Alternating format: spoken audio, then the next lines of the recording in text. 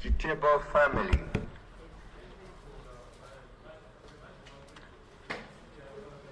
The bereaved family of Mwashita.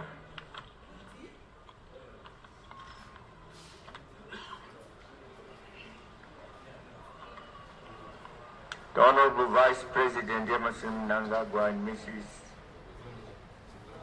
Mnangagwa, Honorable Vice President Pelekezela Mpoko and Mai Mpoko, Honorable President of the Senate, Mai Edna Madzongwe, Honorable Speaker of the National Assembly, Advocate Jacob Mdenda, Chief Justice, Honorable Godfrey Chijgao Siku, Honorable Ministers, Honorable Members of Parliament, our service chiefs, representatives of the war veterans, war collaborators, ex-detainees and restrictees, members of the diplomatic corps, ladies and gentlemen, comrades and friends.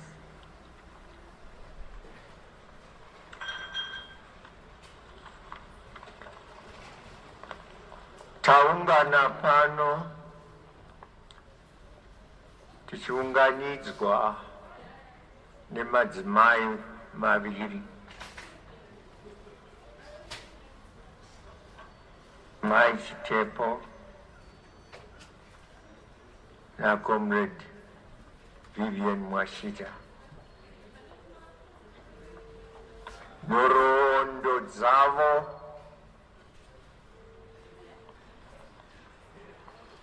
dzapiwa nehama. Norondo yatinoziva maererano neupenyu hwavo inhoroondo yekuzvipira.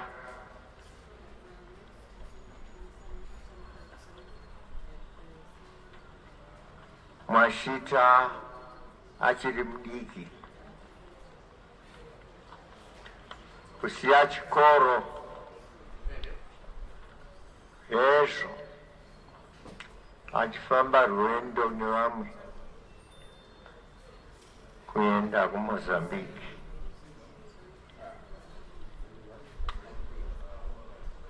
Achiri mudiki. Vamwe vangangoti mhepo yeudiki yakamutora, asi yave mhepo yokuti nevadiki vose vaive neruzivo rwokuti nyika yakapambwa, nyika inosungirwa kurwirwa.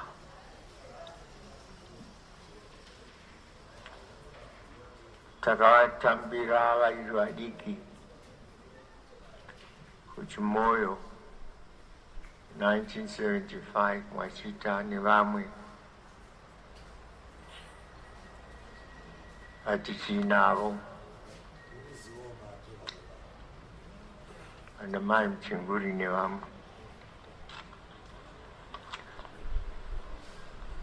Uyo wari mudiki uyo wakamhanya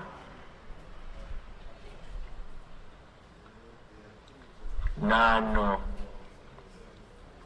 achiinadzo dzeupenyu,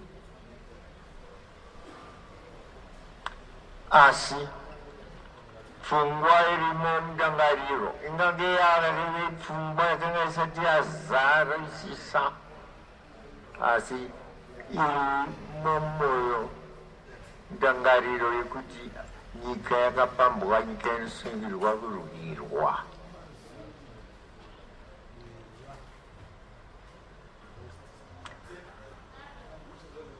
Vakuru Mai Chitepo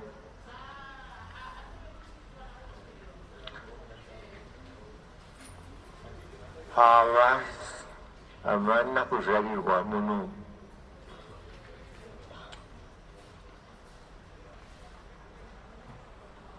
Chitepo aenda kuchikoro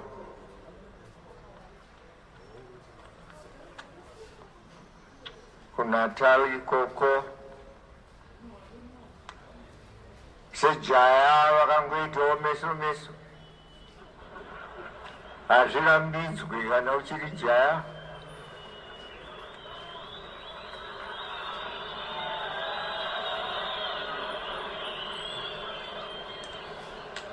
asi meso meso akanowira dzimwe nguva pane benzi zameno zvako zvino meso meso akanowira pane musikana Victoria akati uyu ndiye wangu zvokuti ndingodzokera kuZimbabwe maokoko pasina chandakabata ayo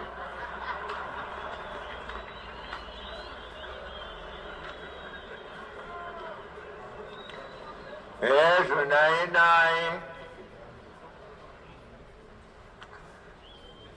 mwanakomana ndokuchata naye Victoria Chitepo.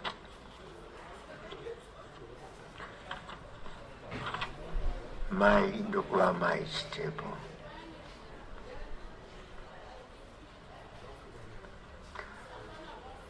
Vachata kwabva kune bishi remabhunu achiti nyika ino tisu tinosungirwa kuitonga ndedu mabhunu mufunge hanzi takasvika munomu kuCape ikoko 1652 pakauya Van Riebeck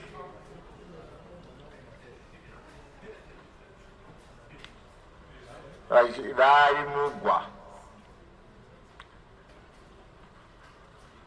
vachizoona vachipfuura vaifunga kuti vari kupfuura vachienda kuIndia kwainzi kune zvakakosha asi vakagara imomo vakazogara paCape ipapo vachiburuka vachiona vakaona kuti yakanaka 6 hanzi kwakava kusina vanhu ndozvaitaura mabhunu kwakava hapana munhu watakaona takangozosangana nemabushmen nemahottentot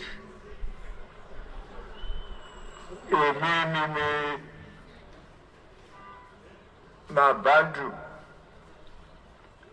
makamusipo kuno takatozosangana nemi pakati peAfrica hamene kwamaibvawo saka mungatimi Africa ndenyu kana kuti South Africa ndenyu ngatiti ndedu twese asi isu ndisu tine simba rekukutongai saka kwaive neANC yakanga yavamwa kare kareko yazvipirawo kurwira kuvouya kuno Mai Chitepo vosvika vachiwana kwamboita ANC kutanga asi yakazopfumbira pfuura ANC yave National Democratic Party yakamambwa muna January 1961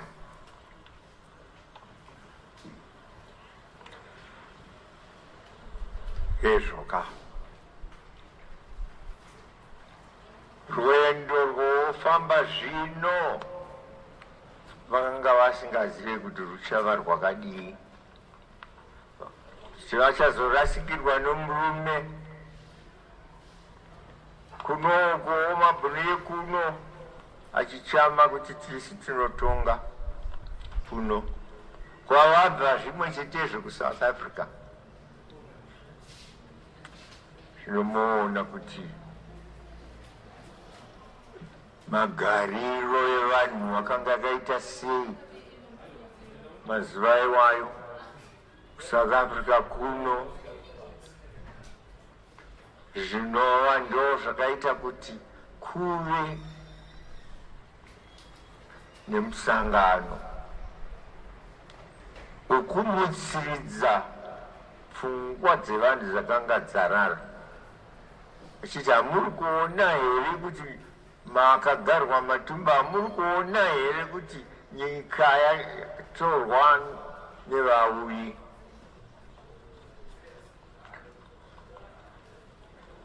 hongu chimurenga chambonge charwiwa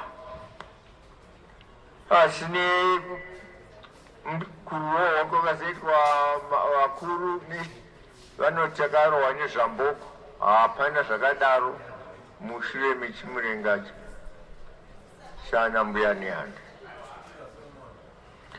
vakanga vachiti tono vakanga vachivabvuma zvino kuti ayo hapana zvatingagone kuita vakauya nepfuti takakundwa vana National Democratic Party kubvira ANC ndo zvavairamba izvozvo kuti titi takakundwa. Saka ndiyo environment iyoyo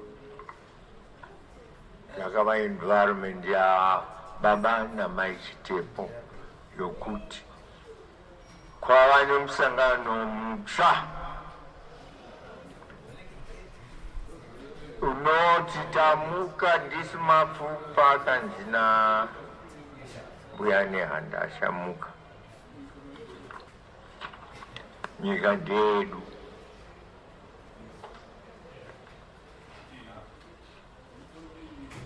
Asi haikwanisi kurwirwa nemaoko nemuromo chete kungochema kuti mabritish imindi makatumira vanhu kuno uyai mugadzire zvinhu kuno vanga vasingateereri izvozvo.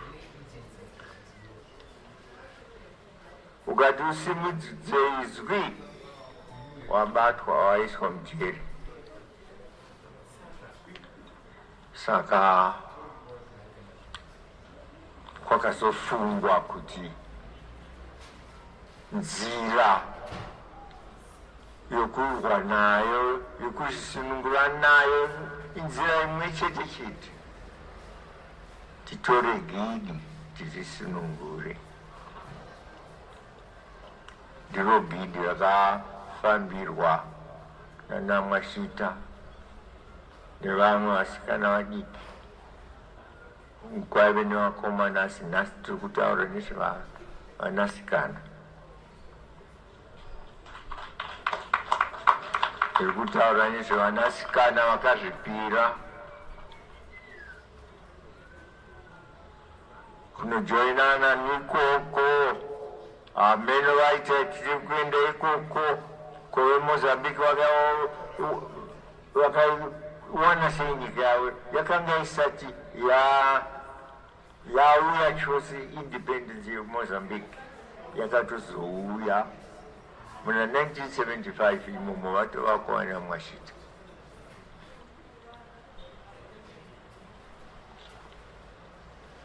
Kuno kumusha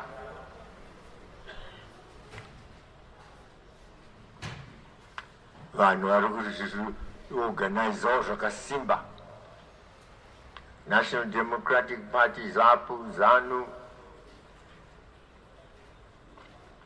kuzobuda zvino mapati abhanwa kuno ezvo. Tiri kuenda kuZambia, tiri kuenda kuTanzania, tiri kuenda kuMozambique.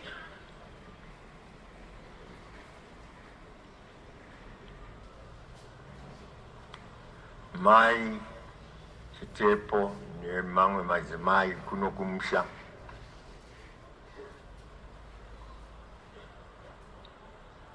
vakazviorganizawo.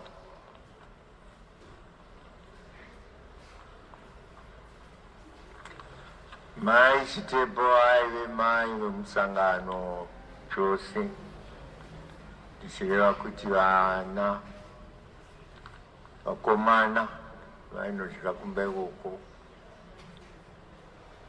Ndakataura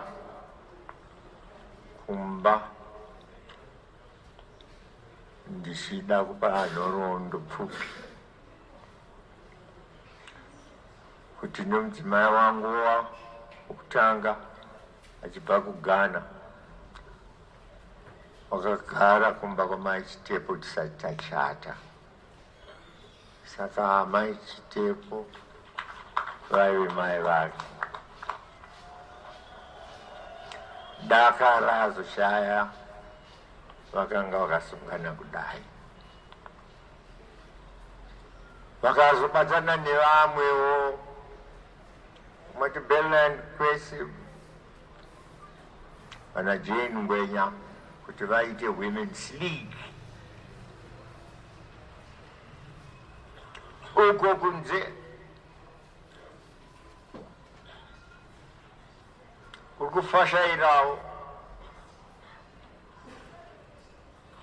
vanasikana nevanakomana vari kubuda vachienda kunze.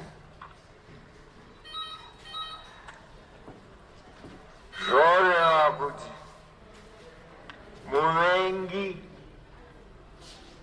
neuturu hwake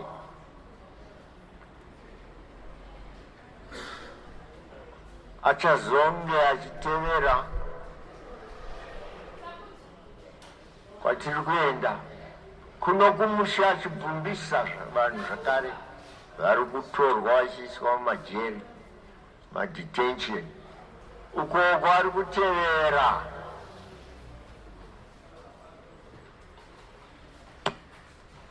nemabhombu nendege kuchibhombwa. Vana Mwashita vachayeuka futi vaorganiza vakomana vavo vamwe vedu vakanga vapenga kunyadzonya. Zvino kambi yemanyadzonya yemarefugee yakanga yakazendamira kurukova, iri padhuze porukova runyadzonya, kuti vana vatize. Vanotizira kupi? Vari kurohwa nepfuti. Uku nemvura, uku nepfuti. Takarasikirwa nevanopfuura 700 mugore iroro, I think 1976. Vachidzotevera futi nemabhombu muna 77. Taorganiza zvakanaka.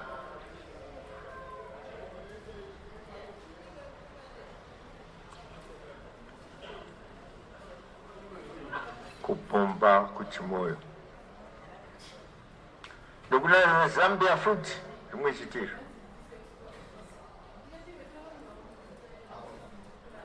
Asi hazvina kutidzosera shure. Taichema hongu tichirasa vana se1977 mabhomba akakandwa. Vana tudiki tumwe twainzi vatoto shive vatwana tudiki. Twanga turi pachikoro pasi pemiti, mabhomba achiuya, napalm bombs. Waiona mashure kuti tovheneka kuti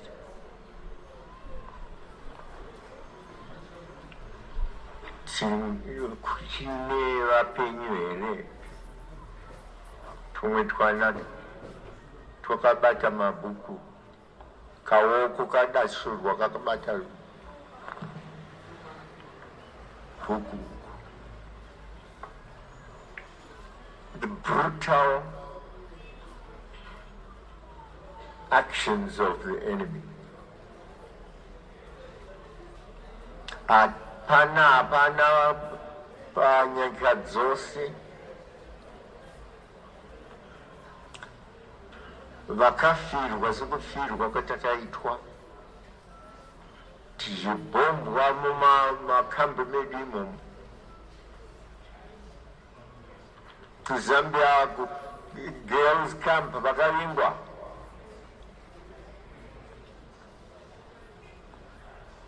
Vaitungamira vachinzi kuti zvipfura vamwe vako vachiramba kudashurwa.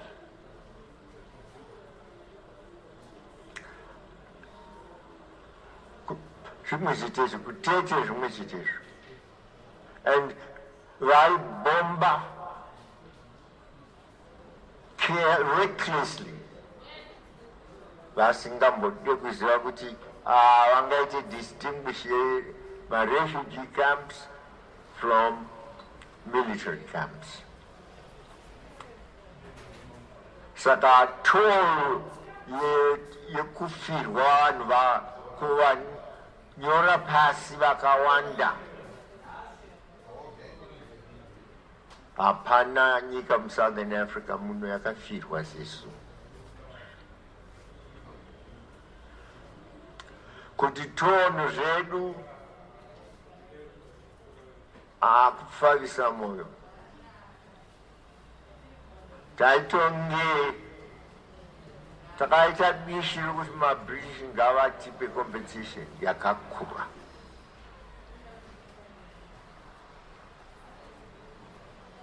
Asi, even after that, takati tapedza tawina. Zvine zvitema zvakaitwa zuro ngazvipfuure. Bygones, let bygones be bygones. Nereconciliation yatakaita kuregerera vana Smith. Murume uyu akafa, hapana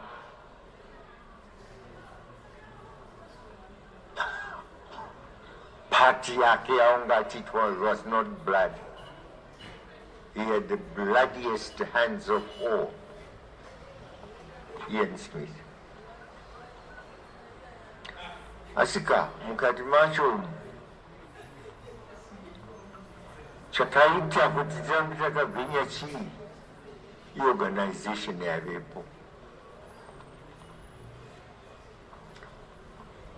Rufu rwaChitepo pakateverwa ichinzi ndiye wamusimboti wedare rechimurenga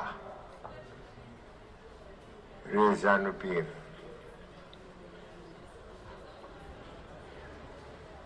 Makuseni kutora kamota kake tachidhiraivha aende kakaiswa bhombu ndokubva raputika. Njodzi huru kupati, njodzi huru kuna mai Chitepo nemhuri. Asi mai Chitepo havana kudzokera shure.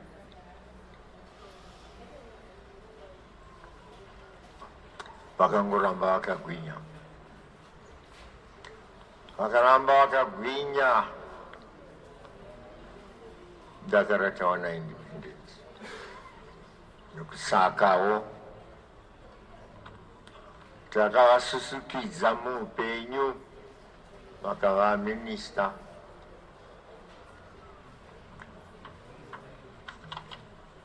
Minister of Natural Resources. Rimwe maportfolio takavapa ari minister. Dakarava aita retire. Zvimwe chetezvo Bwana Mwashita mabomba ikanuka kunana chimoyo kunana tete amana kudzokera shure karamba vachiendera mberi mwanasikana vakakurira kuhondo dakara kudzokera kumusha asika upenyu hwemusango hauna kuitisa upenyu ukumba kwaunowana zvose unenge wakazvigwinyisa asi muviri wako unenge zvishoma nezvishoma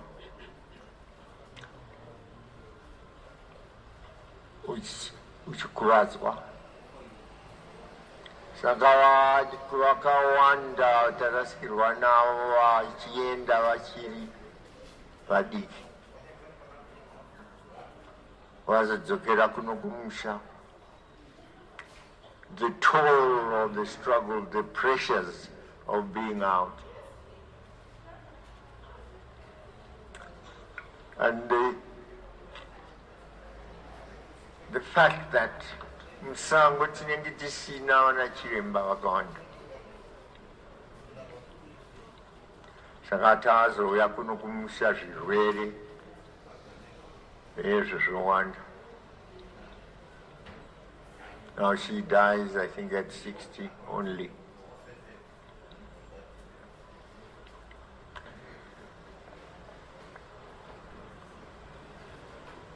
Chitarirai gezvino ne magariro akanaka vanhu vanokanganwa kuti upenyu hwakanaka uyo hwatava nahwo, sununguko rwatava narwo rwakarwirwa, rwakatambudzikirwa zvikuru-kuru. Saka ndichapa nhoroondo shoma-shoma dadambura ndichivamba namai Chitepo ndozoenda kuna Mwashita.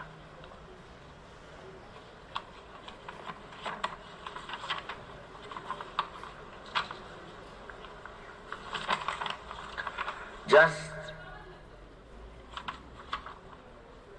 as we were about to meet for the Central Committee at party headquarters on last Friday, we received the sad news of the death of my Victoria Fikile Chitepo. We learned that my Chitepo passed on while she was preparing to attend the Central Committee meeting, which is true testimony of her unfailing dedication and devotion, commitment to the party which she served loyally throughout her life.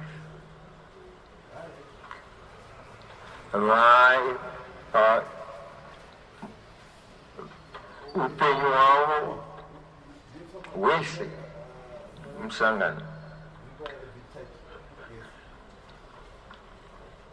ipapa vaine urwere vakanga vaondoroka zvakati kuti zvaionekwa, asi zuva romusangano rasvika vakati handoda kuenda kumusangano. Ezvo tomuka woenda kubathroom, achauya ndokubva vafira ikoko. Vari munzira, tinoti vakafa vari munzira ikuya kuCentral Committee. So on behalf of ZANU PF, behalf of government and on behalf of our nation and on behalf of my family, I want to convey my deepest condolences to the Chitepo family on this saddest loss.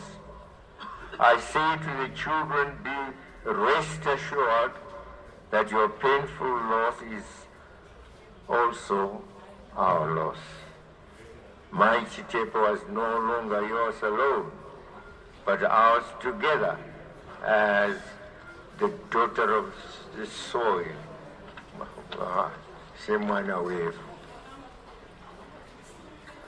My Chitepo, as she was affectionately known,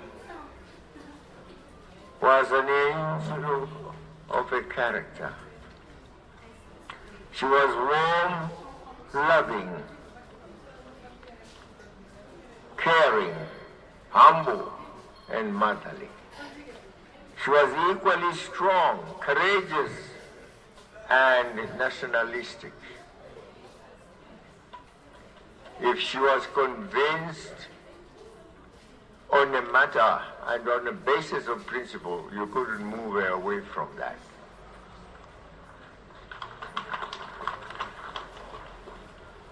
Two people immensely influenced her political career. Her father, who was a member of the South African National Congress, and her husband, who was a lawyer, the first lawyer, African lawyer in Zimbabwe. So she had those two personal backgrounds. But then she saw us go through the National Democratic Party, ZAPU, and ZANU.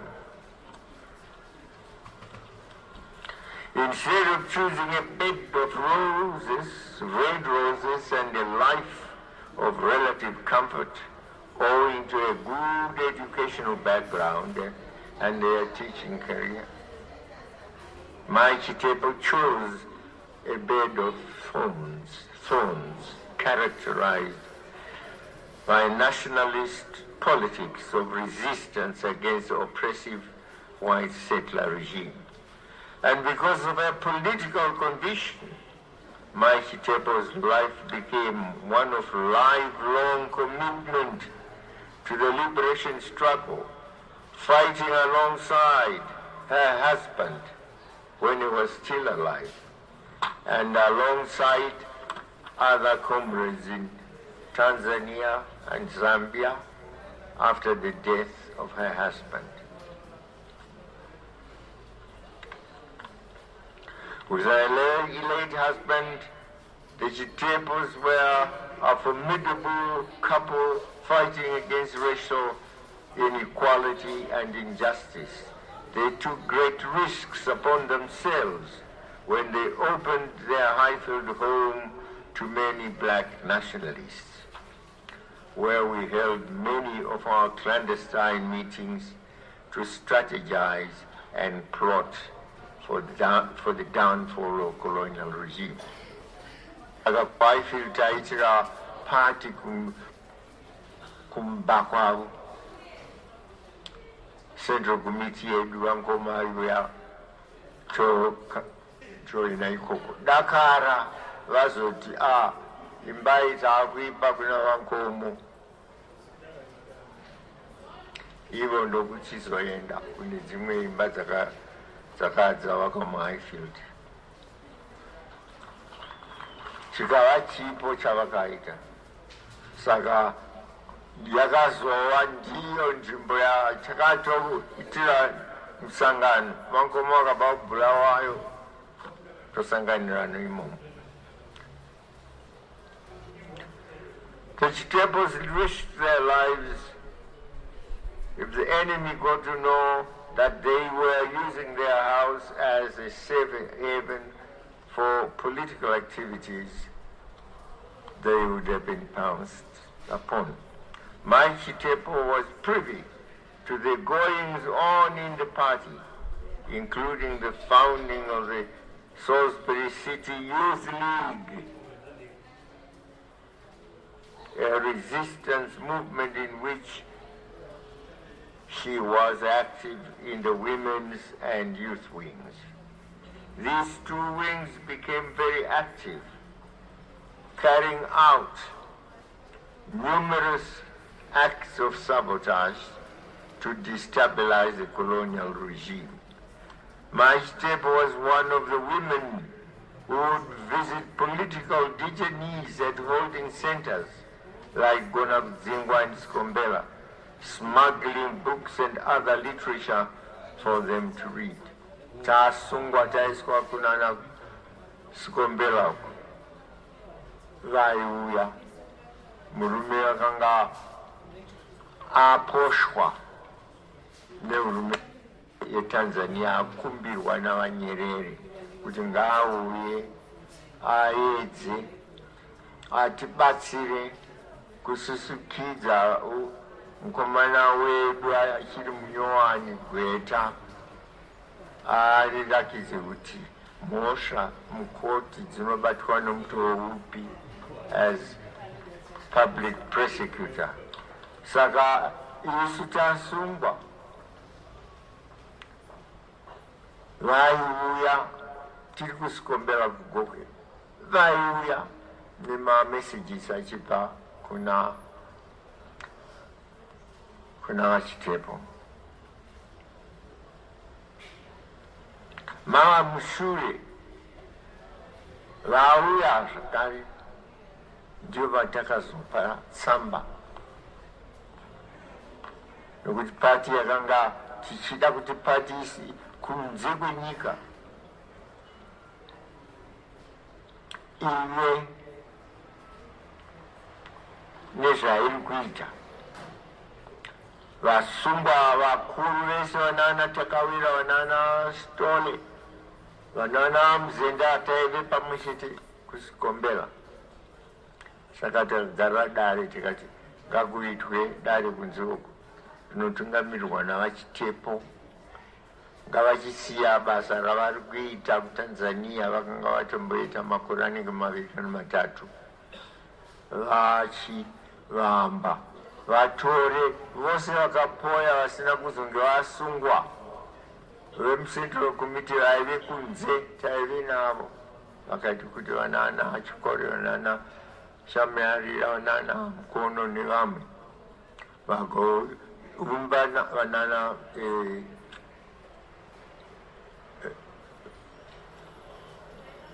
the Secretary for External Affairs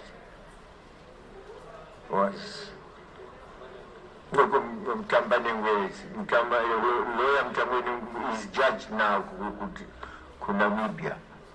Vese wavo vakabatanzwa pamwechete kuvamba dare richimurenga ndokuzoti nevakomana vedu vanga vari kunze vanana Tongogara, vanana Kadumbure nevamwe nameya urimbo vese chiuyai tivambe dare richimurenga.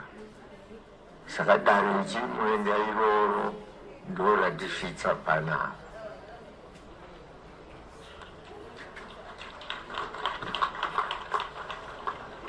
Vanhu kuti pavakazofa isu taive maifildi tichiri kuno kumusha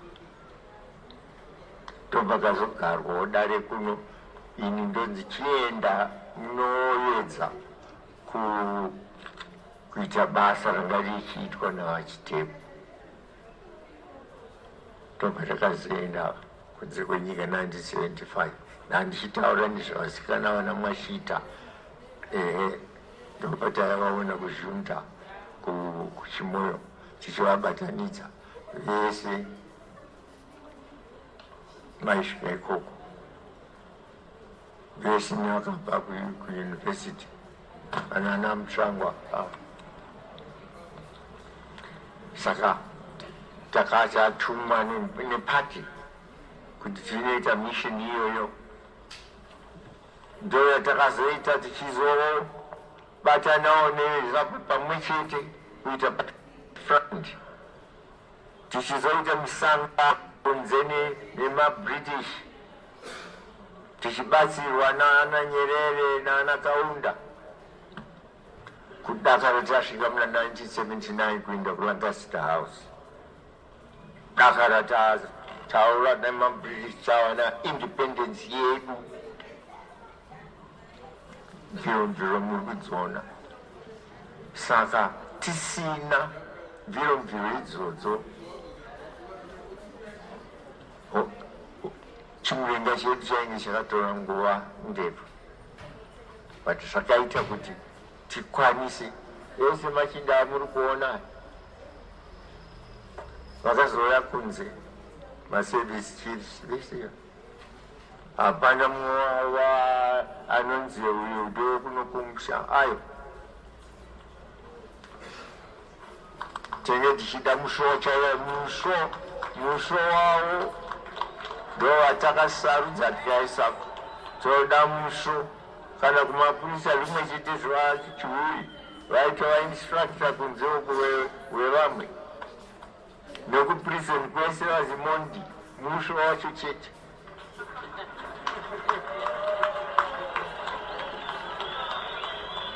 Sasa vese vane chidhindo.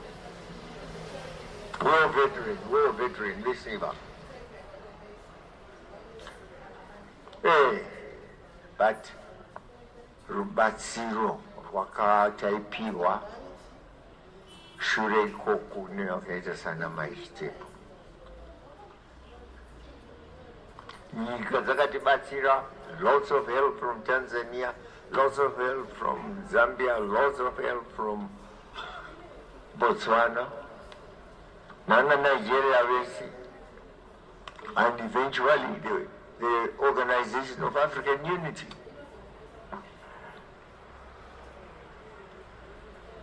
Saka hai independence yedu haisi yekutamba nayo. Kana muchinzi wangu achingoti tinoda kuita liberate Zimbabwe. Ungaita liberate Zimbabwe iwewe zvako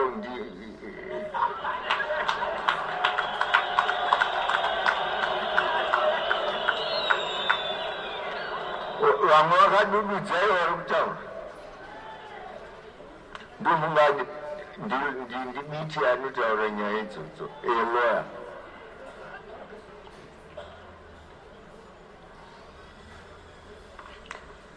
Now look at this woman. Even as she was away in Dar es Salaam, she remained politically hyperactive. She opened her home to the Comrades. Vanouya vachibva kufront vamwe.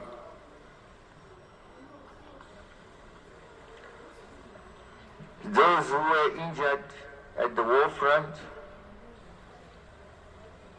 and she would also offer counseling services to the wounded and maimed comrades, as well as in arranging for decent burials for those comrades who would have succumbed to death.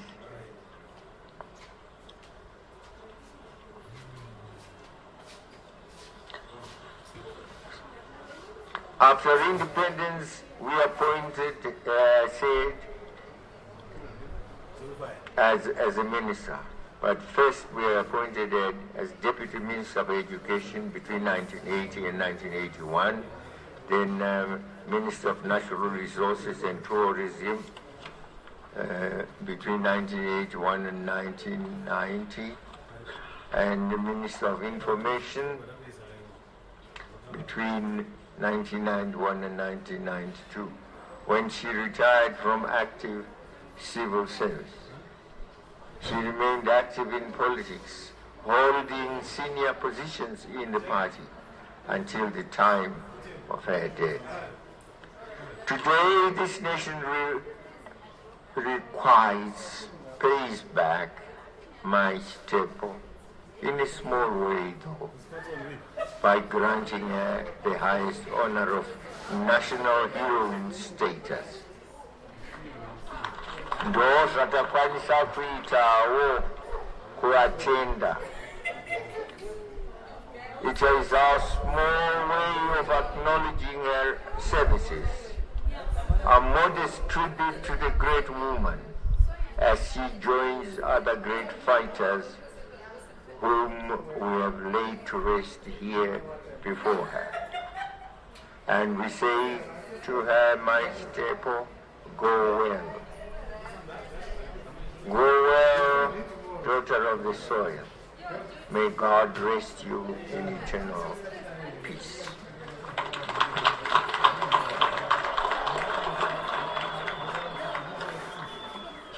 And tribute to Mwashita.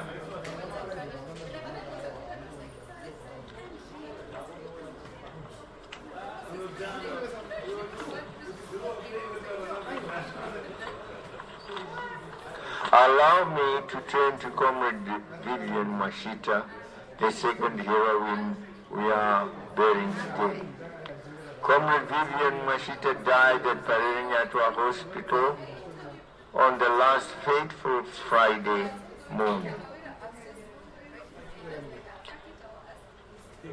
She had been admitted to the intensive care unit after suffering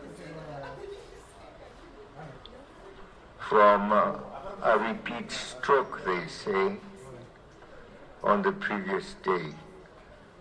We understand that she suffered her first stroke in 2014, which left her wheelchair bound. She had become hypertensive and diabetic as well.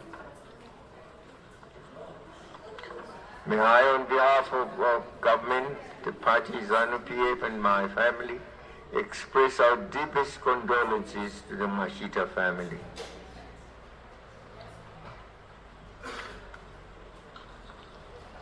Comrade Vivian Mwashita was a vibrant cadre of the party who accomplished great heroic deeds which contributed to the liberation of our people and the attainment of our independence.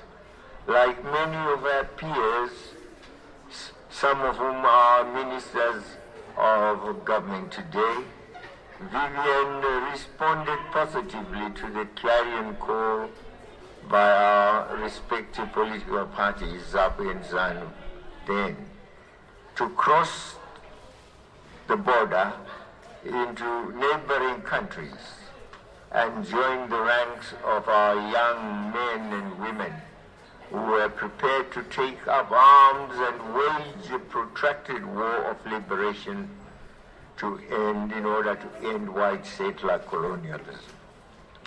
She crossed into Mozambique and joined the liberation struggle under the auspices of the Zimbabwe National Liberation Army in 1975. We are reliably told that she went there in the company of Comrade Opam Chinguri Kashiri, Winnie Newanji, Erina Mkudu Nyamweda, Susan Chinguri, and the late Tokodo Murinda. The inhuman and untenable political situation in racist Rhodesia had convinced Vivian and fellow comrades that the situation demanded of them to take up arms and fight for freedom. She answered the clarion call, and as we say, the clarion call says, "Iweneni tinebasa." Tinebasa re kusunungura Zimbabwe. After crossing into Mozambique, Vivian took on a new Chimrenga name, and she was called Comrade Kundai Mabunu, quite apt, in order to protect her identity and that of her family from the Rhodesian security agents.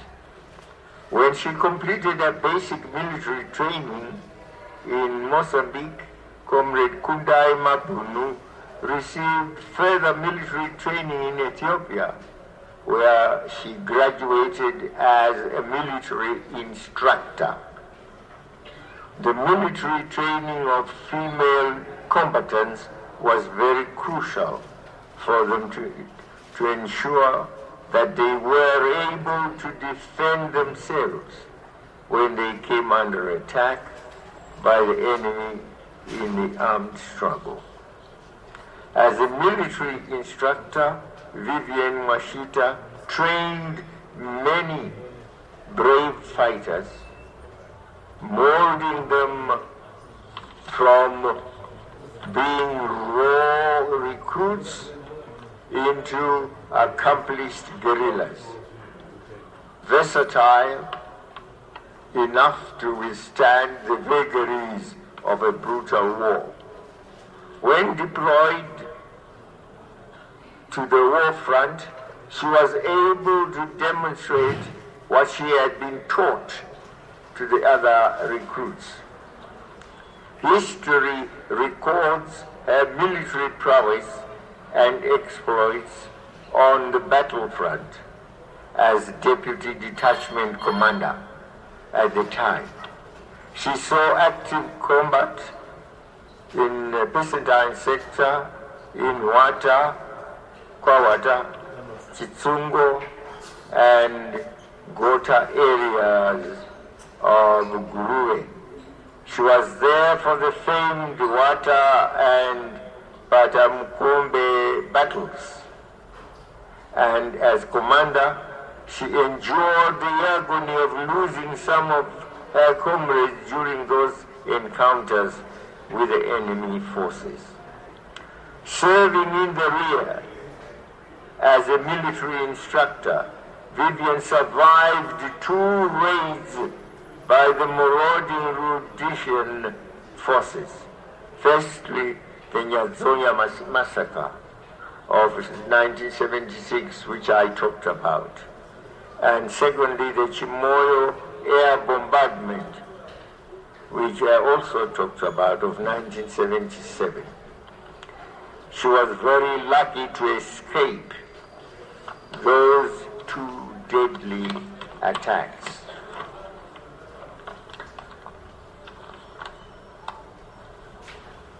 Vivian witnessed gruesome scenes as she assisted with the burial of hundreds of comrades who had been slaughtered like animals in the attacks.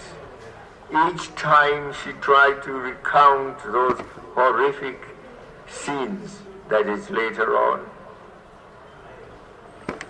she felt tormented, and she would break down in tears. It tormented her for the rest of her life, and yet she never contemplated deserting the war. Her deep faith was rooted in the principles of freedom, justice, and self-determination, which spurred her on. It tormented her for the rest of her life, and yet she never contemplated deserting the war.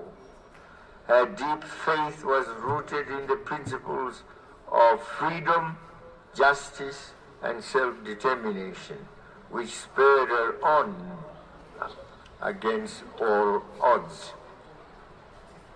At independence, Vivian came back home to a country she had helped to liberate from the jaws of British imperialism. While the Liberation War was over, there was an economic war to confront, and that war is still going on.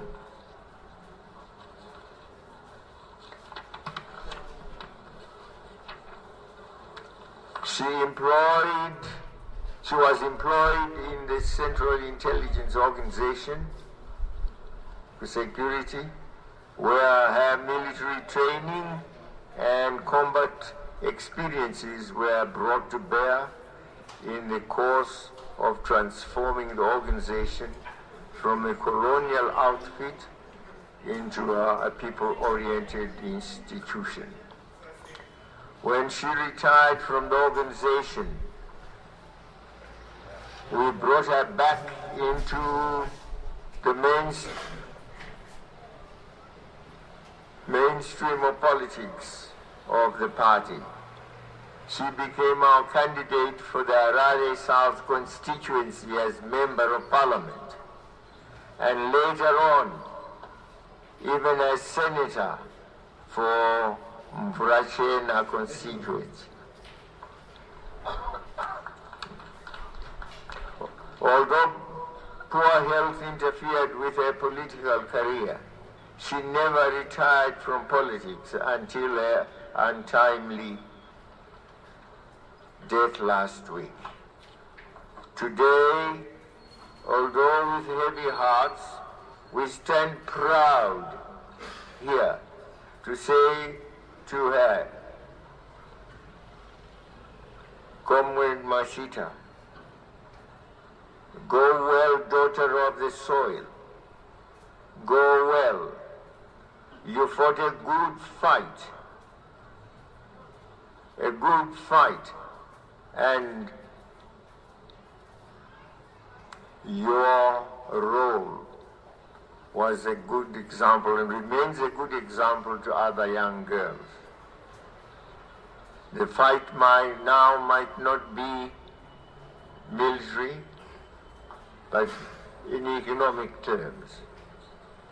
It must be an honest fight by all of us, without corruption. Yours was an honest fight for everyone. You put your life at stake, like all comrades did. And we say, may God Almighty grant you eternal rest. We want to thank you. We thank these two women for the exemplary lives that they lived. And we say to other women, and especially to the young girls, there are the two examples. Choose. If you want to be a Mwashita, follow. But your fight must now be a fight in order to assist government in transforming our economy, in improving the lives of the people. That's a fight we must fight, and we need you young girls. Be Mwashitas in our socio-economic struggle. Be Mwashitas in our Zimaset. We need you. And to the rest of women who are mothers and mothers to be, we say, there is the example of my Chitepo. Very humble. She was not born here.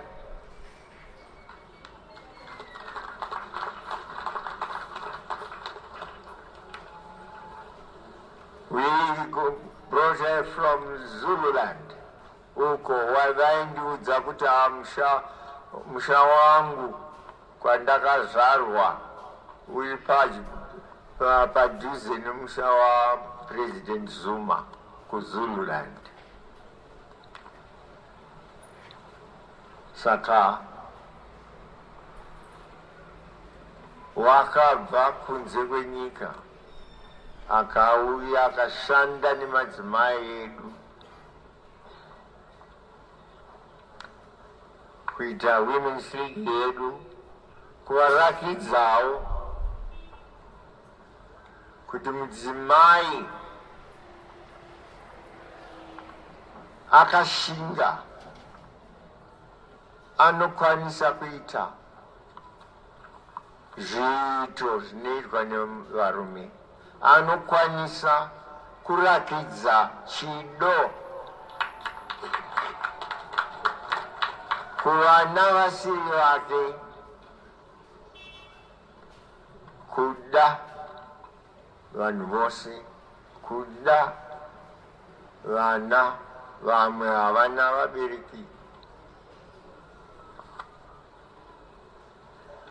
kwete kungoti vangu chete ndo vandinoitira, kuchengetawo vana, vangave vana vehama, vangave vana veshamwari, vangave vana vevakidzani, ukakwanisa kubatsira kana uine maitiro aungaite nawo. Mwana mumwe chete, vana vaviri kuendesa kuchikoro, ungave munhu ari kutevera mai Chitepo. Tiri kuvaviga nhasi. Ndinotenda nemawiro amaita, zvinoratidza chokwadi kuti aiwa madzimai maviri aya, madzimai maviri atirakidza kuti ayo handi varume voga vanogona, nesuwo madzimai tinogona.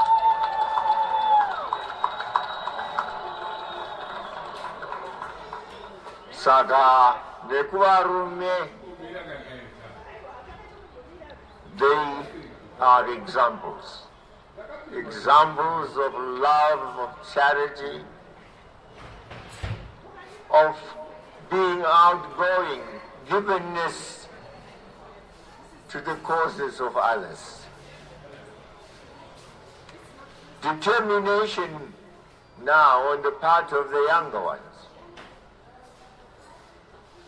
to defend the country at all costs, to remain vigilant, to remain prepared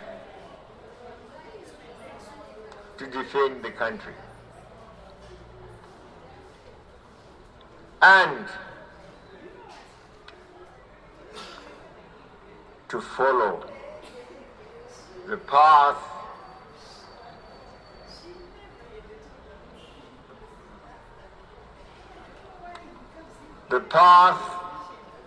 of acceptance that if you want to be leaders, you must first want also to be followers. You must be prepared to be followers in the first place. And to be leaders who lead honestly.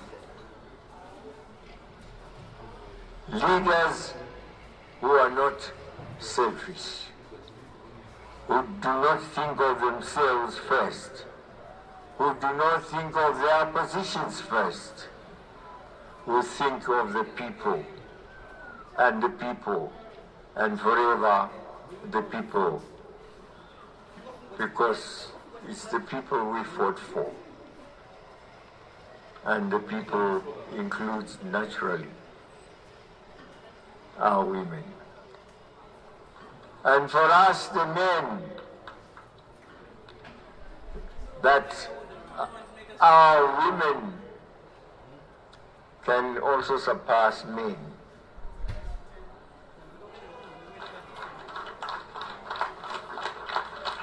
That they must be recognized when in life.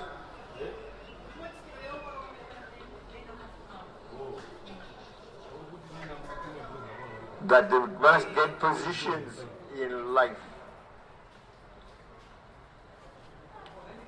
There is, of course, now the Chimurenga Sheku Simudziranika. Mabasa ango evarume oga.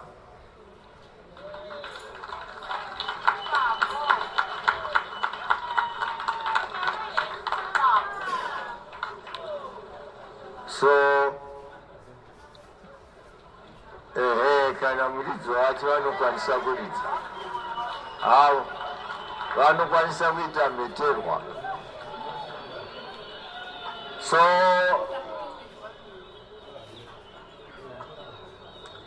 women must recognize our women.